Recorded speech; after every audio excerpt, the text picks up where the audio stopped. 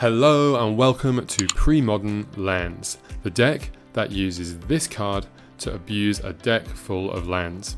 So whenever either player plays a land, that player may draw a card. Now I love these symmetrical effects, especially when one deck can really abuse it while the other cannot.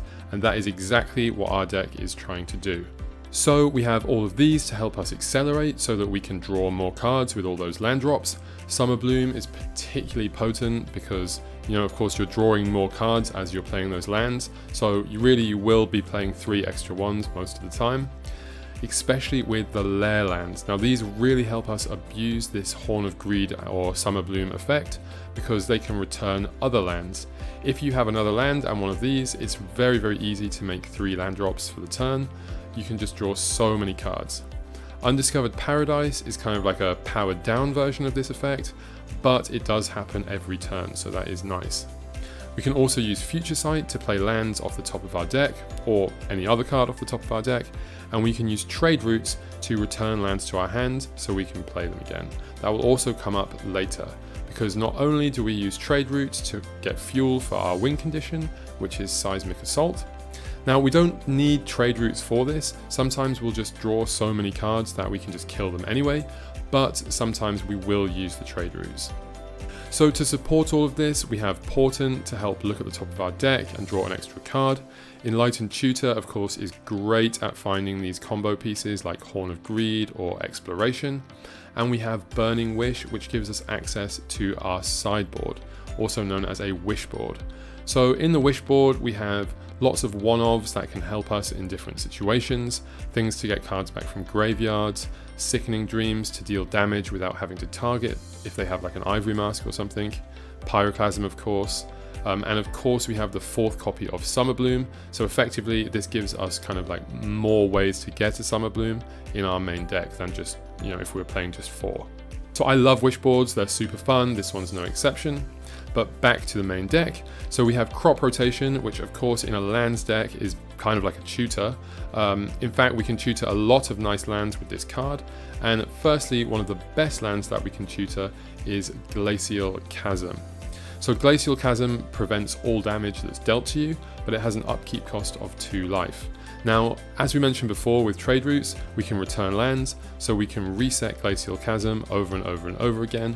We can also use the LAIR lands to do that, and it's also great when killing people with Sickening Dreams because it deals that much damage to every player, but we prevent the damage dealt to us. We also can get these lands for disruption. Wasteland and Rishton Port are excellent at disrupting opponents, but even more so when we're playing like 3 lands a turn from turn 2 and they're not. Surprisingly though, I noticed this deck does not play Sphere of Resistance or Dust Bowl. I feel we could definitely include one Dust Bowl in there somewhere. Sphere I would have to try out more just to check how good it actually is in the deck. Maybe it slows us down too much, but it's definitely worth trying out. For the other lands in our deck, we have a lot of 5-color lands and some pain lands. We also have just 1 basic forest. This really helps us with our multicolored deck and that multicolored WISHBOARD. Bearing in mind Future Sight is a triple blue card, so we do need some mana to cast that. We also, as I said before, have the LAIRs and Undiscovered Paradise. So that pretty much covers up all the lands. For the sideboard, I've already mentioned the WISHBOARD, so I won't go over that again. That will take up most of your sideboard slots, but the remainder will be kind of artifacts and enchantments that you can side in and then tutor for with Enlightened Tutor. So this deck is very straightforward in what it's trying to do. When you're playing it, you just want a Horn of Greed to try and start your engine going. That's really the key card to the deck. And then just, keep developing your mana and disrupting them along the way until you can get to the win. When playing against the deck, very similarly, Horn of Greed, of course, it is the most important card in the deck, so that's going to be the one that you're going to want to stop the most. These other cards are also key cards in the deck that help them to win. If you're an aggro or combo deck, you'll probably just be trying to do your thing faster than they can do theirs, but if you are a control deck, definitely look out for some of these cards. It's also worth saying that disenchant effects are great in this matchup, so are counter spells or things like Ivory Mask that prevent you from being targeted. And some combos are also very, very strong against this deck, especially ones that target lands or ones that don't have to attack through a Glacial Chasm. So it's kind of hard to classify this deck. It kind of feels like a combo deck and a control deck all in one.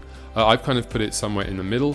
In almost all games, you're just going to be trying to do your thing and hope you can do it faster than the opponents can do their thing. Either way, it's a super fun deck. Strengths of the deck: it attacks from a very different angle and it has lots of utility in its lands. So it's pretty hard to stop lands apart from Wasteland. That's the only thing that really sees play. It also means opponents have a lot of dead draws, like creature removal or things like that, because this deck is all just lands. The weakness is it really does rely on Horn, and decks that can also make use of that extra card draw will punish us more than usual. So this is the point of the video where I would usually tell you to check out TC decks, but this is a bit of a spicy brew, so you might have trouble finding it on there, so I've included the lists here. I also want to give a huge shout out to a guy called Colton, who actually sent me the list and helped me to make this video. And if you enjoy this video, please do like, comment and subscribe, and thank you for watching.